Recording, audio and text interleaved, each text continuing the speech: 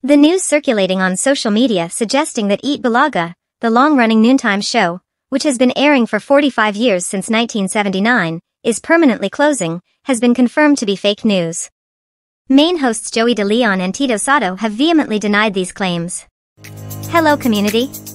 Welcome back to our channel. Joey De Leon and Tito Sotto addressed the issue on the April 17, 2024 episode of Eat Bulaga, asserting that reports of the show's closure are entirely untrue. They strongly denounced those responsible for spreading this misinformation about their program. According to some sources, the main issue for Eat Bulaga's producers, Media Quest and TVJ Productions, is the escalating production costs. Naganap ito sa segment na Game 5, Laro ng Mga Henyo. Mariin niyang itinanggi ang aligasyon ng pagkalugi ng TVJ Productions, Inc. at ang planong pagsasara ng kanilang programa. Ani Tito, may mga sinungaling na nagpapakalat na nalulugi raw tayo at magsasara na raw tayo. Sabi ng mga sinungaling.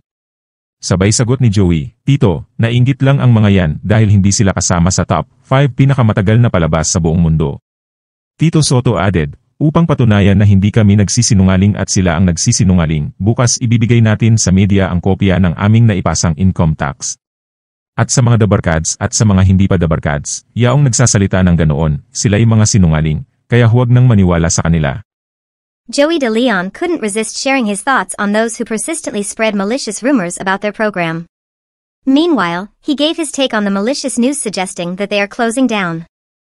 Without mentioning any names or camps, he subtly hinted at those he said were disrespecting them. Heto muna ang hamon ko, umabot lang kayo ng 15 years, baka luluhod ako sa harap nyo. 15 lang ha, hindi 50 years. Bastusan na kasi ang labanan eh. Bastusan na, siraan, walang kwenta. Enjoy lang tayo. Umabot muna kayo ng 45 years longest running top 5 show in the world. Dagdag pa niya, mainggit kayo. Bakit kayo ganyan? Ang sasama ng ugali nyo. Subsequently, to make things clear, veteran TV host comedian Joey De Leon clarified his statement about honoring a program, which he didn't specify, if it reaches 15 years. Anya, hi good morning, Joey De Leon po. Ito'y para lang matapos yung mga usap-usapan. Unang-una, hindi ha? Hindi namin kaaway yung Showtime. Yung Showtime, matagal na naming kapitbahay yan. Hindi kami tinitira, hindi rin namin sila tinitira. Ang pinapatungkulan namin ni Tito nung nagalit kami sa Eat Bulaga ay yung mga social media na nagpo-post, yung mga alam nyo na nagpo-programa. Kaya hinamon ko, 15 years, kung tatagal yung mga nagpo-post na yon. Hindi Showtime. Happy anniversary Showtime 15 years na nga yung Showtime. Ba't ko hahamunin yun? Mahal namin ang Showtime dahil kasabayan namin, dadalawa na lang kami.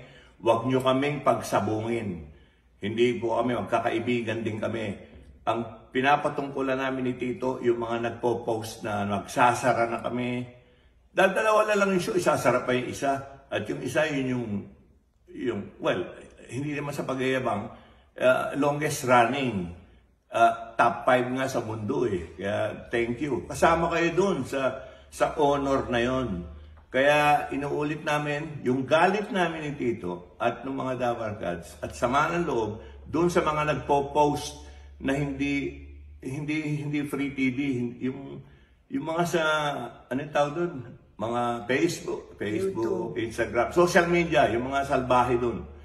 Kaya, para matinaw, talagang luluhod ako, di pa ako. Kung maka 15 years yung mga chismoso na yun, yung mga sinungaling na yun.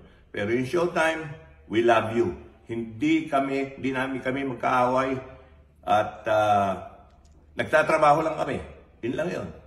Okay, ganun lang kalinaw. Lilinaw ko lang kasi hahaba pa ito eh. Yung iba, nilalagyan na ng kulay, pinagsasabong. Nagtatrabaho lang po kami, dalawa na lang kaming lunch shows. We love each other. Matagal na, mahigit 1 dekada na kaming magkapitbahay. So yun lang po. Inuulit ko, yung mga nagpo-post na sinungaling sa social media, yun ang mga buwisit. Yun ang mga pinapatungkulan namin. Okay. Umani naman ng papuri at magandang feedback ang post ng Pinoy henyo Joey De Leon patungkol sa kanilang pagiging magkaibigan with Showtime.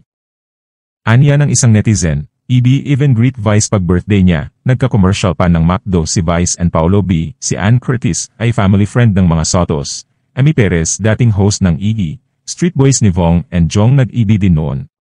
Lastly, nag-perform dati si Vice sa mga comedy bars so nakakausap niya rin sila Alan Kay, Hosey and Wally. Lahat kasi ang bilis mag-misinterpret.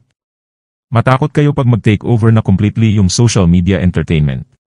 Another commented, kaya love ko ang Eat Bulaga kasi sila ang good example sa kabataan, walang siraan. Another said, I love Eat Bulaga.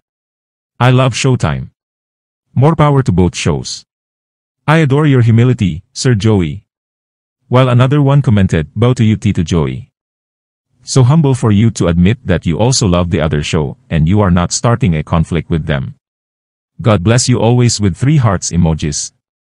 It's heartening to see that Showtime and Eat Bulaga share a healthy competition in noontime shows. Each program offers a unique flavor to its audience and boasts its own loyal following. However, it's heartbreaking that there are individuals spreading fake news and malicious posts with no basis. Is there any truth to this accusation that some vloggers, fans and followers of rival networks the ones responsible? What are your thoughts about this? It's unfortunate that these rumors surfaced when the rival show, Showtime, began airing on the same network where Eat Bulaga originated.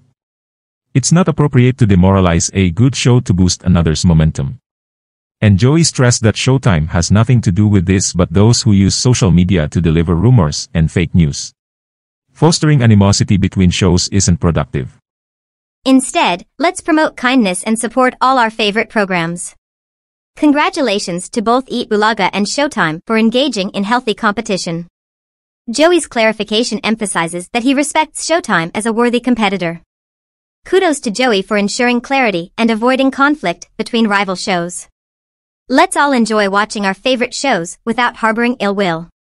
Thank you for watching. Remember to embrace your uniqueness and strive for greatness. This is Shale.